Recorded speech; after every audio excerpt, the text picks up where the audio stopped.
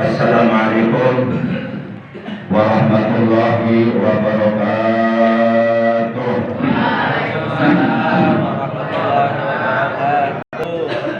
Alhamdulillahilladzi lam yattakhidh walada wa lam yakul lahu syarikun fil mulk wa lam yakul lahu waliyyun minadh dhilli wa kabbirhu takbira. Allahumma shalli wa sallim wa barik ala hadjan nabiyil karim wa rasul sanadil azim sayyidina Muhammadin wa ala alihi wa ashabihi ila akhir ayyam, amma ba'd. Ma'asyiral muslimin muslimat, shaimin shaimat, saudaraku seiman seagama seakidah, rahimakumullah wa rahimakumullah, hadakumullah wa hadakumullah, hafizakumullah hafizakumullah. Bersyukur kita kepada Allah bahwa pada malam ini kita telah memasuki malam ke-9 dalam rangka melaksanakan perintah Allah dan Rasulnya, yaitu melaksanakan sholat isya berjamaah, juga melaksanakan sholat sunnah tarawih dan sholat witir dengan berjamaah di bulan suci Ramadan, bulan dilipat gandakan pahala jauh lebih besar dari perlipat gandaan pahala di bulan-bulan yang lainnya. Bapak Ibu yang dirahmati Allah Subhanahu wa taala, adapun fadilah atau keutamaan atau keistimewaan atau keuntungan melaksanakan sholat sunnah tarawih di malam yang ke-9 ini adalah faka'annama abadallah ta'ala ibadatan Nabi sallallahu alaihi wasallam. Maka sungguh seakan-akan orang yang melaksanakan sholat sunnah tarawih di malam yang ke-9, ia seperti orang yang beribadah kepada Allah sebagaimana ibadahnya Nabi kita tercinta, Nabi Agung, Nabi besar Muhammad sallallahu alaihi wasallam. Kita sadar dan kita mengakui dengan sejujurnya bahwa sampai kapanpun, bahkan sampai mati sekalipun, kita tidak akan mampu melakukan ibadah seperti ibadahnya Rasulullah, tidak akan mampu. Tapi dengan barokah kita tarawih di malam ini, kita seakan-akan melaksanakan ibadah seperti ibadahnya Nabi Muhammad sallallahu alaihi wasallam. Luar biasa. Maka beruntunglah yang tarawihnya full, yang puasanya full, dan alhamdulillah celakalah sengsaralah yang memperturutkan hawa nafsunya, tidak mampu melawan hawa nafsunya sehingga meninggalkan kewajiban puasa, meninggalkan kesunahan tarawih. Bapak Ibu yang dirahmati Allah Subhanahu wa taala, diriwayatkan dari Siti Aisyah radhiyallahu anha, ia telah berkata bahwa baginda yang mulia tercinta Nabi Agung, Nabi besar Muhammad sallallahu alaihi wasallam, beliau telah bersabda, kullun nasi yaqul yaumal qiyamah illal anbiya wa ahlihim wa sa'ima rajaba wa sa'bana wa ramadan fa innahum shiba la ju'ah lahum wa la atash. Artinya, kata Nabi, nanti di hari kiamat, seluruh manusia yang sedang dikumpulkan oleh Allah di padang mahsyar, dari mulai umatnya Nabi Adam hingga umatnya Nabi yang terakhir, mereka seluruhnya di hari kiamat akan merasa lapar. Perasaan lapar yang akan mereka alami bukan hanya satu hari, bukan hanya satu minggu, bukan hanya satu bulan, bukan hanya satu tahun, tapi ribuan tahun lamanya. Karena di sana kita tidak akan pernah bisa menemukan makanan. Di sana kita di hari kiamat tidak akan pernah bisa menemukan minuman, barang secangkir pun. Sehingga kita, seluruh penduduk mahsyar, seluruh manusia di hari kiamat akan merasa lapar. Dengan lapar yang sangat amat luar biasa laparnya. Tapi mereka tidak mati. Kalau dulunya kita kelaparan setahun mati mungkin. Tapi di sana nggak ada kematian. Di sana tidak ada kematian. Kematian hanya terjadi di alam dunia. Di sana tidak ada kematian. Lapar, bahkan mereka akan merasa dahaga, haus yang amat luar biasa. Mereka berjubel-jubel, berdesak-desakan, sehingga mereka barang setapak pun, barang selangkah pun tidak bisa menggeserkan telapak kakinya. Terus mereka mengeluarkan keringat bercucuran dengan tiada henti-hentinya, step by step, kolilan pak kolilan, lama kelamaan akhirnya itu keringat mereka naik sampailah keringat mereka di setengah telinga mereka. Akhirnya manusia saat itu tenggelam dengan air keringatnya mereka sendiri, tenggelam dengan air peluhnya mereka sendiri. Dan hal ini pasti akan kita alami nanti di hari kiamat. Mau tidak mau pasti akan dialami. Percaya nggak percaya silakan, nggak percaya nggak apa-apa. Tapi nanti kita buktikan di hari kiamat. Bapak Ibu yang dirahmati Allah Subhanahu wa taala. Kecuali ada beberapa golongan, mereka di saat itu tidak akan kelaparan, tidak akan kehausan. Justru mereka malah mendapatkan tempat yang mulia di sisi Allah. Mereka oleh Allah ditempatkan di bawah arasnya Allah, di bawah singgasana Allah yang maha besar, dalam keadaan mulia. Mereka semuanya dikumpulkan oleh Allah bersama rombongan para nabi, para rasul, para siddiqin, para syuhada, para sholihin, bersama rombongan orang-orang yang dimuliakan oleh Allah Subhanahu wa taala. Mereka duduk di atas kursi-kursi yang Allah buat dari emas. Di depan mereka ada meja-meja yang terbuat dari mutiara. Di atas meja mereka ada makanan-makanan, hidangan-hidangan yang lezat-lezat, yang gurih-gurih, yang sedap dipandang mata. Siapa mereka? Mereka pertama adalah para nabi dan keluarganya. Seluruh para nabi yang berjumlah 124.000 nabi. Berikut keluarganya, mereka akan ditempatkan di situ oleh Allah, di tempat yang mulia, enggak kepanasan. Sementara yang lain pada masa kepanasan ribuan tahun, kelaparan ribuan tahun lamanya.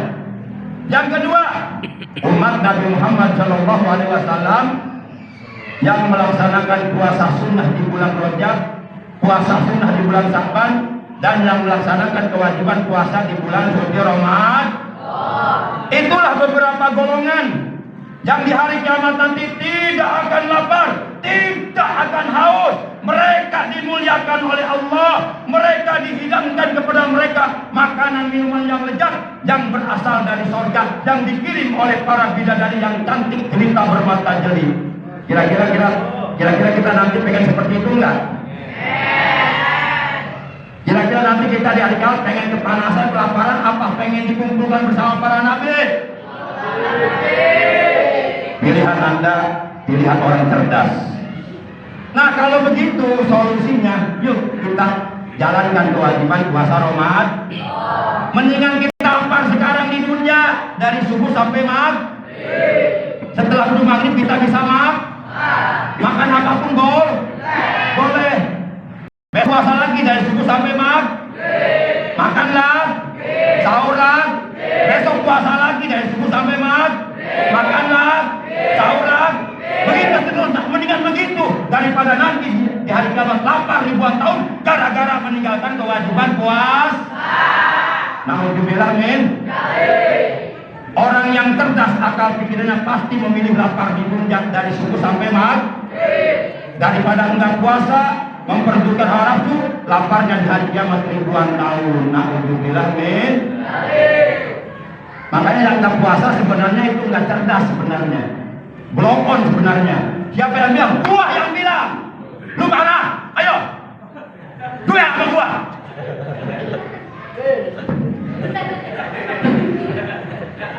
Kita harus selainnya. Terkesan rumah mengaku Islam, kalau kok di jalan di tempat terbuka, goblok ya terana. Cekek ku aing sia. Tapi hidup si OKR Asia, ngaku Islam, kalau kok barang dahan tengah jalan terhubung. OKR Asia membelo sia. Saat ngomong, ayo ngomong.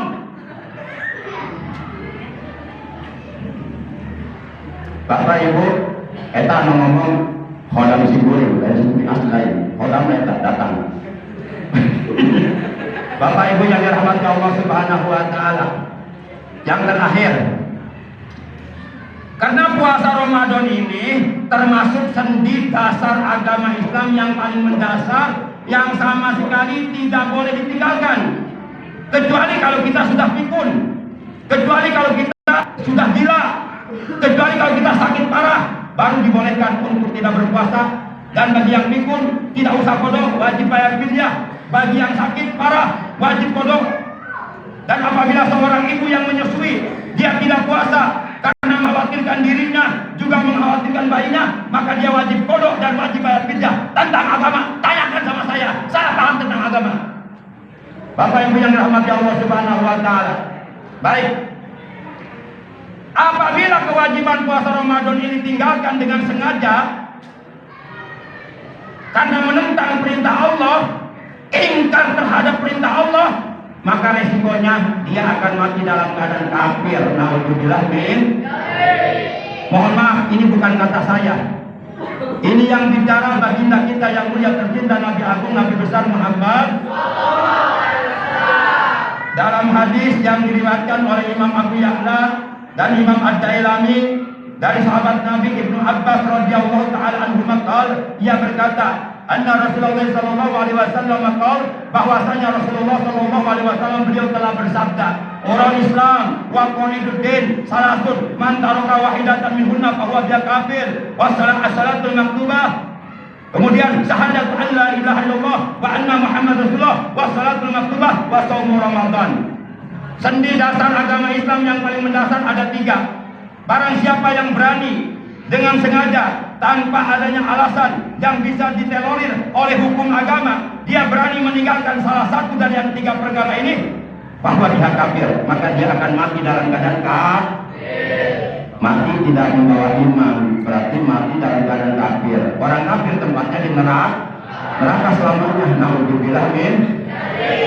Apakah gerangan yang 3 perkara tersebut? Pertama, syahadatu an la ilaha illallah wa anna Muhammad Rasulullah. Yang pertama, yang wajib kita pertahankan, wajib kita pegang, wajib kita amalkan, jangan dilepas sampai terbawa mati, adalah 2 kalimat syahadat. Asyhadu an la ilaha illallah wa asyhadu anna Muhammadar Rasulullah. Makanya kita wajib setiap hari, setiap malam baca 2 kalimat syahadat, wajib paling tidak sekurang-kurangnya sebanyak 9 kali, yaitu di dalam sholat 5 waktu kita melakukan tahiyat awal, tahiyat kita mengucapkan asyhadu an la ilaha illallah wa asyhadu anna Muhammadar Rasul.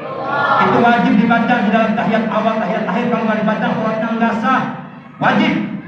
Yang kedua, sholat 5 waktu. Al-ahdul ladzi bainana wa bainahum as-shalah. Perbedaan yang paling mendasar, yang paling mencolok, janji yang paling mengikat antara kami, kata Rasulullah, umat Islam, dengan mereka orang-orang kafir, terletak pada sholat 5 waktu. Yang terakhir, yang ketiga, kata Nabi, wa shaumu Ramadan, puasa di bulan suci Ramadan. 1, 2 kalimat syahadat, 2 sholat 5 waktu, 3 puasa Ramadan. Ini 3-tiganya menjadi sendi dasar agama Islam yang paling mendasar, yang sama sekali tidak boleh ditinggalkan tanpa alasan yang dibenarkan oleh agama. Kalau sengaja kita meninggalkannya karena menentang perintah Allah, ingkar kepada Allah, maka matilah dalam keadaan kafir. Naudzubillah min. Jadi demikian, insya Allah besok memasuki malam ke-10 masih jadwal saya. Demikian kursus yang bisa saya sampaikan, kurang lebihnya saya mohon maaf. Terima kasih atas kehadirannya. Tetap semangat untuk melaksanakan ibadah di bulan suci Ramadan sampai bulan Ramadan berakhir, sampai datang malam takbir. Yang tarawihnya mulai bolong-bolong, ayo datang lagi ke masjid. Jangan sampai berpisah di akhirat. Ngapain di rumah juga paling nyangkerek. Ini di masjid ibadah bareng-bareng dengan umat Islam, dengan saudara-saudara kita. Ngapain mempertukarkan hawa nafsu? Mulanya mahina menurut hawa nafsu mencapai ke kehanjakan di akhirat. Demikian. Terima kasih. Wassalamualaikum warahmatullahi wabarakatuh.